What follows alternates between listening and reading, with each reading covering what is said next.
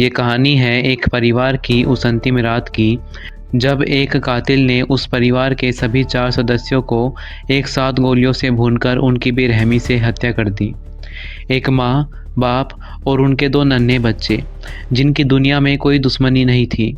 उन्हें किसने और क्यों मौत के घाट उतारा और कैसे इस घटना ने पूरे देश में हलचल कर दी, जिसके बाद सीएम योगी ने भी अपना बयान दिया।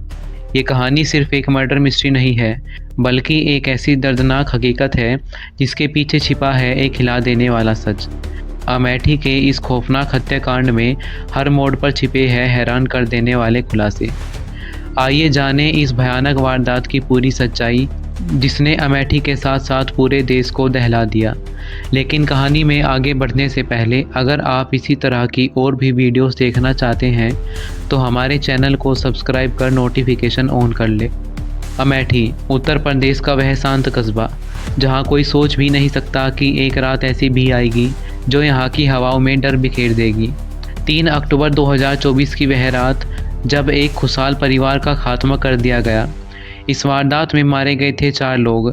35 साल के सुनील कुमार, उनकी पत्नी पूनम भारती और उनकी 2 मासूम बेटियां, एक 6 साल की दृष्टि और दूसरी केवल 1 साल की लाडो थी। उत्तर प्रदेश के अमेठी ज़िले का अहोरवा भवानी गांव, जहां सुनील कुमार का परिवार हंसी खुशी रहता था। तारीख थी 3 अक्टूबर 2024। शाम का समय था। सुनील कुमार के घर के पास लगे माता रानी के पंडाल में पहले नवरात्र की आरती चल रही थी, लेकिन वहीं दूसरी तरफ एक खौफनाक हत्या को अंजाम दिया जाना था। सुनील कुमार अपनी पत्नी पूनम भारती और अपनी 2 छोटी बेटियों के साथ अपने घर पर मौजूद थे। तभी एक अनजान व्यक्ति उनके घर का दरवाज़ा खटखटाता है और दरवाज़ा खोलने के कुछ समय बाद ही लगातार गोलियां चलने की आवाज़ आती है। गोली की आवाज़ माता रानी के पंडाल में लगे डीजे की आवाज़ से दब जाती है, लेकिन सुनील कुमार के घर के पास स्थित एक मेडिकल स्टोर के संचालक को अंदेशा होता है कि कुछ गड़बड़ है। उन्होंने महसूस किया कि ये गोलियों की आवाज़ सुनील कुमार के घर के पास से आई है, जिसके बाद उन्होंने माता रानी के पंडाल पर मौजूद पुलिसकर्मियों को इस बात की सूचना दी और पुलिसकर्मी तुरंत सुनील कुमार के घर की तरफ गए। जैसे ही उन लोगों ने सुनील कुमार के घर के अंदर कदम रखा तो उनके सामने एक ऐसा मंजर था जो रोंगटे खड़े कर देने वाला था। सुनील कुमार के घर के आंगन में एक नहीं बल्कि 4 लाशें पड़ी थी। सभी बुरी तरह से गोलियों से छन्नी थे और वे लाश किसी और की नहीं बल्कि सुनील कुमार, उनकी पत्नी और उनकी 2 छोटी बेटियों की ही थी। एक ही पल में वो पूरा परिवार ख़त्म हो गया। जैसे ही इस घटना की बात गांव में फैली तो गांव का शोरगुल एकदम थम गया। सुनील कुमार समेत उन 4 पीड़ितों को नज़दीकी सिंहपुर कॉमन हेल्थ सेंटर ले जाया गया, जहां उन्हें मृतक घोषित कर दिया गया। देखते ही देखते इस घटना की बात आग की तरह फैलने लगी। लेकिन अब सवाल ये उठता है कि सुनील कुमार कौन थे और कौन था वो व्यक्ति जिसने इतनी बेरहमी से इस परिवार को ख़त्म कर दिया, और क्या था इस हत्याकांड के पीछे का असली कारण। सुनील कुमार पेशे से एक शिक्षक थे और वे रायबरेली के सुदामापुर गांव के रहने वाले थे। सुनील कुमार शुरू से ही पढ़ाई में तेज और नर्म स्वभाव के व्यक्ति थे। उनके पिता राम गोपाल गांव में ही रहते थे। टीचर बनने से पहले सुनील कुमार एक पुलिस कांस्टेबल थे, जिसके बाद 10 दिसंबर 2020 को सुनील कुमार की बेसिक शिक्षा विभाग में नौकरी लगी। शुरुआती जांच होती है और धीरे धीरे इस हत्याकांड के नए नए खुलासे होने लगते हैं। सुनील कुमार की पत्नी पूनम भारती का शादी से पहले एक मित्र था, जिसका नाम था चंदन वर्मा। चंदन वर्मा रायबरेली के तालियाकोट मोहल्ले में किराए पर रहता था। इन दोनों के बीच अच्छी दोस्ती थी, जिसके बाद पूनम भारती की शादी हो जाती है। लेकिन शादी के बाद भी पूनम और चंदन आपस में संपर्क में होते हैं। जब इस बात की जानकारी पूनम के पति सुनील को होती है तो सुनील इस बात का सख्ती से विरोध करता है, जिसके बाद पूनम चंदन से दूरी बनाने लगती है। पूनम और चंदन के बीच दूरी होने पर चंदन गुस्से में बौखला जाता है और चंदन के मन में नफरत पैदा होने लगती है। अब तारीख थी 18 अगस्त 2024, जब पूनम भारती अपनी बेटी को डॉक्टर के पास लेकर जा रही थी।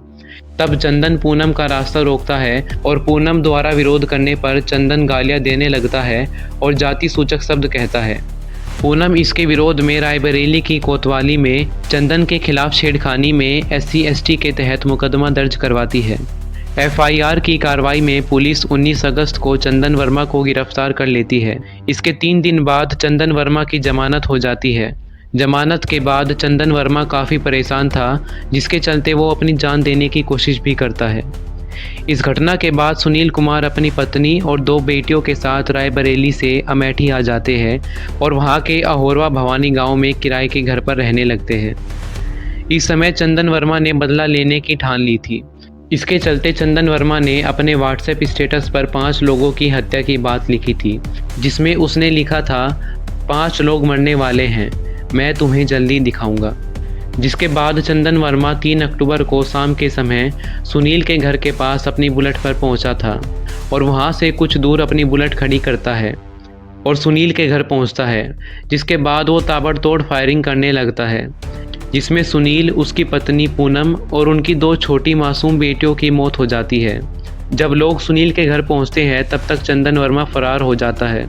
जल्द ही पुलिस ने चंदन को गिरफ्तार कर लिया और जब पुलिस उसे थाने ले जा रही थी तब चंदन वर्मा ने पुलिस की पिस्तौल छीनकर भागने की कोशिश की। इसके बाद एनकाउंटर हुआ और चंदन वर्मा के पैर में गोली लग गई। चंदन वर्मा को जेवर टोल प्लाजा के पास से गिरफ्तार किया गया था। गिरफ्तारी के बाद पुलिस ने प्रेस कॉन्फ्रेंस की और बताया कि चंदन वर्मा ने लगातार 10 गोलियां चलाई, जिस कारण उन 4 लोगों की हत्या हो गई। जैसा कि चंदन ने व्हाट्सएप स्टेटस पर 5 लोगों की हत्या की बात कही थी, इसके अनुसार चंदन ने खुद को भी मारने की कोशिश की, लेकिन वो गोली मिस हो गई। फिर चंदन डर गया और वहाँ से भाग निकला।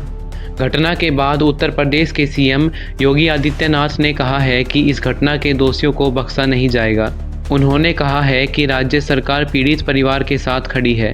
उन्होंने इस घटना की निंदा करने के साथ पुलिस अधिकारियों को तत्काल खुलासा करने का आदेश दिया है।